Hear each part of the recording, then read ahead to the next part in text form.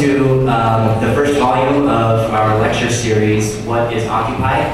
My name is Mike Springer, and I'm working on a PhD in chemistry here at the University of Colorado. The student group that I founded, Occupy C Boulder, helped to organize this event so that we could illuminate the often vague Occupy movements and help to frame them in a more complete historical and cultural context. As many of you know, there are a lot of questions surrounding the Occupy movements, and with any luck, today we can answer many of them. So please help me in welcoming Dr. Barry Clark, professor in the Global Studies Residential Academic Program here at C Boulder.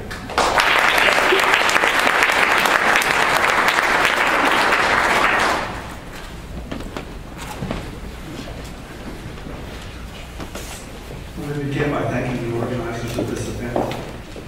I see some gray hair out there, and that means that some of you may remember the teach-ins in 1965 around the Vietnam War. The situation back then was that the American people were not being told the truth by the government about the war, and so some professors on campuses like Berkeley and Harvard and University of Wisconsin took it upon themselves to teach outside the classroom, teach to the public, teach to anyone who wanted to learn. So it's in that spirit that I'm undertaking to answer the question, what caused the Great Recession? When bad things happen, and I think we'll all agree that the Great Recession is a bad thing, when bad things happen, there's a tendency, a human tendency, to point the finger and blame someone. Somebody must be responsible for this. It tends to divide along ideological lines. You find liberals pointing to Wall Street and the banks, claiming that they were greedy and socially irresponsible, that they used their power over Congress to get deregulated so that they could pursue their greed even further. On the other hand, conservatives are adamant about blaming it on the government. It was the Federal Reserve System, it was excessive spending, high taxes, over-regulation, the government-sponsored mortgage lenders, Fannie Mae and Freddie Mac, to blame. We must sort this out. There must be some truth here. Who is to blame? In 2009, a commission was appointed by Congress. It's called the Financial Crisis Inquiry Commission. It consisted of 10 people. And they met and heard hours, hundreds, if not thousands of hours of testimony from leading experts, economists, financial analysts, historians. They listened to everybody. And after about 2 years of hearings, they were ready to issue their final report, and they couldn't come to an agreement. So there were 4 Republicans on the committee and 6 Democrats. The Republicans issued their own separate report, blaming the recession on Fannie Mae and Freddie Mac, and the Democrats issued their report, blaming it on Wall Street and deregulation. So right back where we started. I am going to present an explanation that you may not have heard before. I don't want to claim that it's my original idea. In 2005, the chairman of the Federal Reserve System, Ben Bernanke, gave a speech. And in that speech, he referred to something he called a global savings glut. In other words, there's too much saving in the global economy. I've barely heard any mention of that since then, although there are some economists like Paul Krugman who are trying to publicize it. And I suspect that the reason you don't hear much about this is that if that is indeed the problem, if that is the cause, there's no solution to it within the current political process. So who wants to point to causes for which there is no solution? I'll talk more about that at the end.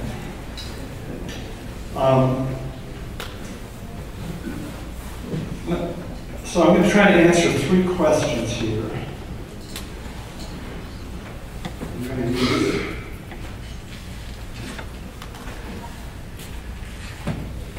I was afraid of this.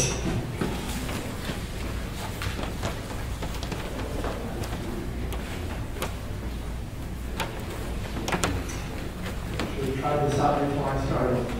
Mike, is there any work in there?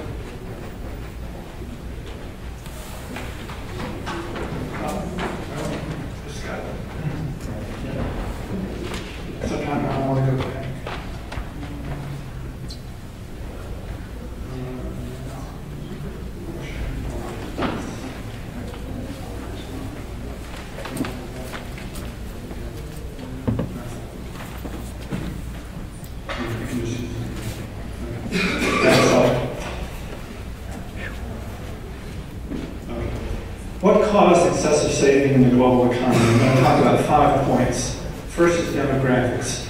In North America, Europe, and Japan, populations are getting older, and as people get older, they tend to save more.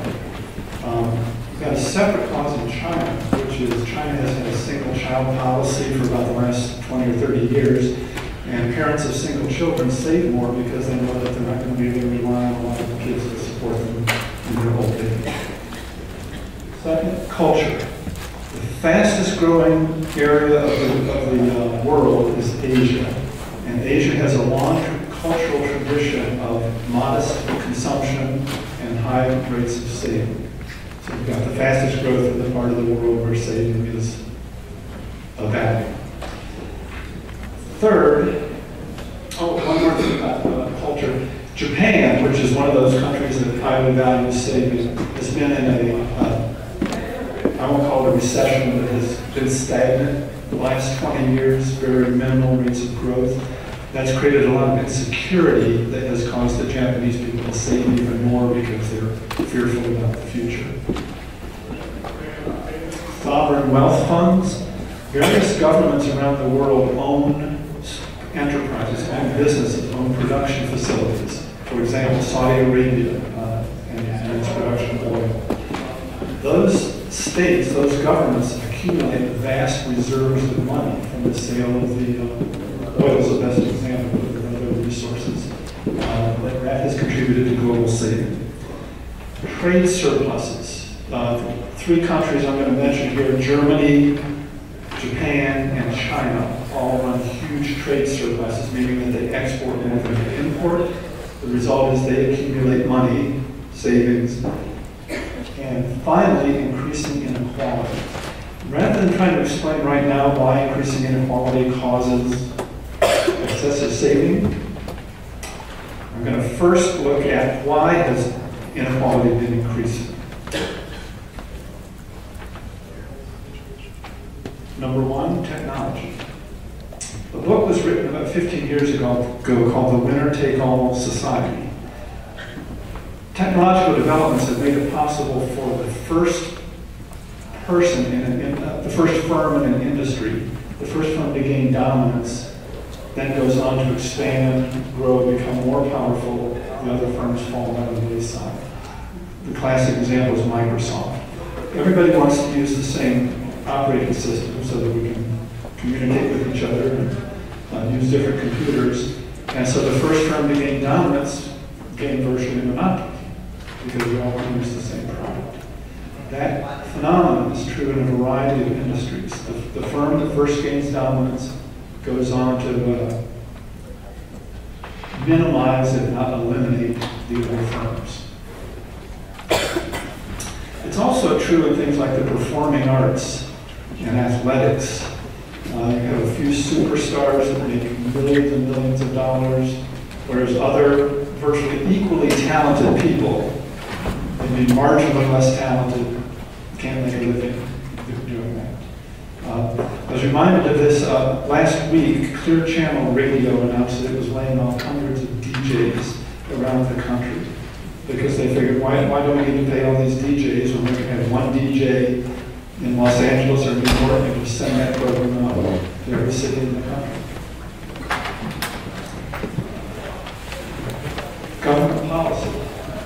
Since 1980, it's been an unapologetic policy of the U.S. government to be promoting wealth, and doing so by making the rich get richer. You've all heard the term trickle-down economics. You make the rich get richer, and eventually the benefits trickle down to the rest of us. So that's been a conscious policy on the part of the U.S. government.